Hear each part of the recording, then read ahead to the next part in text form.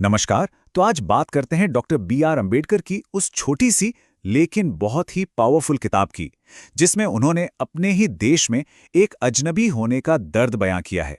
किताब का नाम है वेटिंग फॉर अ वीज़ा। अब सबसे पहले तो यही सवाल दिमाग में आता है, जो इस किताब का टाइटल भी है। अपने ही देश में रहने के लिए भला किसी को वीज़ा का इंतज़ार क्यों करना पड़े? ये सवाल ही इस पूरी कहानी का सेंटर है और हमें सीधे उस अनुभव की दुनिया में ले जाता है जिसे डॉक्टर अंबेडकर ने हमारे साथ साझा किया है। ये किताब जानते हैं कितनी बड़ी है? सिर्फ 22 पन्नों की, जिसे 1935 के आसपास लिखा गया था। लेकिन इन चंद पन्नों में डॉक्टर अंबेडकर ने अपनी जिंदगी के 6 ऐसे अनुभव बांटे हैं जो इंसानियत को शर्मसार कर देने वाली सच्चाई को सामने लाकर रख देते हैं। तो डॉक्टर आम्बेडकर ने अपनी बात को साबित करने के लिए सबूत के तौर पर 6 किस्सों का इस्तेमाल किया। ये सिर्फ कहानियां नहीं हैं, बल्कि ये बुनियादी मानवीय गरिमा के लिए दी गई वो अर्जियां थीं जिन्हें बार बार खारिज कर दिया गया था। पहली कहानी उनके बचपन की एक रेल यात्रा की है, जहां सिर्फ महार जाति के होने की वजह से कोई बैलगाड़ी वाला उन्हें ले जाने को तैयार नहीं होता और प्यास लगने पर पानी तक नहीं दिया जाता। दूसरी कहानी तब की है जब वो कोलंबिया यूनिवर्सिटी से पढ़कर लौटे। बड़ौदा में एक बड़ी नौकरी मिली, लेकिन इसके बावजूद उन्हें रहने के लिए कोई जगह नहीं मिली। और तीसरी कहानी एक स्कूल की है, जहां उन्होंने देखा कि कैसे अछूत बच्चों को एक आम घड़े से पानी पीने तक की इजाजत नहीं थी। स्कूल की उस घटना पर डॉक्टर अंबेडकर ने जो कहा, वो सच में दिल को झकझोर देता है।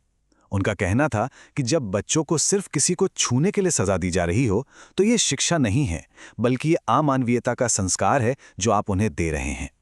किताब की अगली 3 कहानियां तो मानो अन्याय की सारी हदें पार कर देती हैं। एक दलित महिला को सिर्फ इसलिए बुरी तरह पीटा जाता है क्योंकि उसने ऊंची जाति के कुएं से पानी ले लिया था। एक डॉक्टर जिसने जाने बचाने की कसम खाई होगी, एक दलित मरीज को सिर्फ उसकी जाति के कारण मरने के लिए छोड़ देता है। और आखिर में एक ऐसी कहानी जो सामाजिक न्याय के उस कभी ना खत्म होने वाले इंतजार को दिखाती है। छुआछूत के अपने पहले अनुभव को याद करते हुए डॉक्टर अंबेडकर ने लिखा कि उस वक्त उन्हें कैसा महसूस हुआ था। ये एहसास कि उन्हें इंसान नहीं बल्कि कोई और ही जीव समझा जा रहा था, जिससे दूर रहना ही लोगों का धर्म था। जरा सोच कर देखिए ये एहसास। तो अब हम आते हैं इस पूरी बातचीत के सबसे अहम हिस्से पर, जहां वीजा का असली मतलब सामने आएगा। ये सिर्फ एक शब्द नहीं है, बल्कि एक बहुत गहरा प्रतीक है। तो इस वीजा का मतलब क्या है? असल में ये वीजा है सम्मान के अधिकार का। ये वीजा है अपनी नागरिकता की पूरी स्वीकृति का और बराबरी के साथ जीने के मौके का। यही वो वीजा था जिसका डॉक्टर आम्बेडकर इंतजार कर रहे थे। और इस रूपक की यही तो खूबी है कि ये उस अनुभव को बिल्कुल सटीक तरीके से पकड़ लेता है। जहां अपने ही देश में एक दलित एक विदेशी की तरह था, उसे समाज में हर कदम पर, चाहे वो मंदिर हो, स्कूल हो या पानी का सोता, एक तरह से एंट्री की परमिशन चाहिए थी। अब ये समझना भी जरूरी है कि ये किताब सिर्फ एक व्यक्तिगत कहानी क्यों नहीं है। इसका लिखने का अंदाज और इसका मकसद इसे एक संस्मरण से कहीं ज्यादा एक बहुत ही महत्वपूर्ण सामाजिक दस्तावेज बनाता है। इस किताब की भाषा बहुत सीधी और असरदार है। डॉक्टर आम्बेडकर ने इसमें गुस्सा नहीं दिखाया, बल्कि तर्क और सबूतों के साथ अपना दर्द बयां किया है।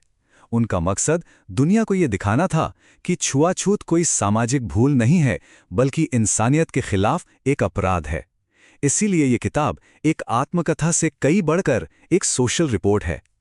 तो इस किताब से हमें क्या स्थायी संदेश मिलते हैं? डॉक्टर अंबेडकर के इस काम का आज भी क्या महत्व है? आइए उसे समझते हैं। इस किताब से कई गहरे संदेश मिलते हैं, जैसे कि शिक्षा आज़ादी का रास्ता तो है, लेकिन सामाजिक सोच बदले बिना ये अधूरी है। धर्म का काम जोड़ना है, तोड़ना नहीं। समानता सिर्फ कानून की किताबों में नहीं, बल्कि लोगों के व्यवहार में दिखनी चाहिए। और सबसे बड़ी बात, बराबरी का ये वीज़ा तब तक नहीं मिलेगा जब तक समाज का मन नहीं बदलता। और इसी वजह से उस किताब की विरासत बहुत बड़ी है।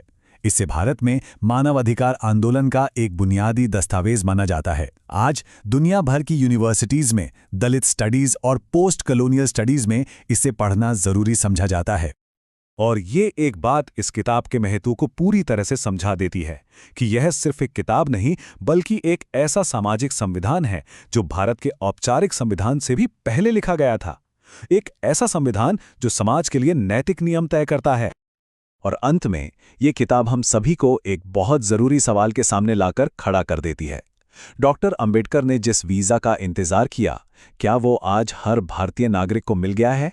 क्या वो इंतज़ार सच में खत्म हो गया है? ये एक ऐसा सवाल है जिसका जवाब हम सभी को अपने अंदर खोजना होगा।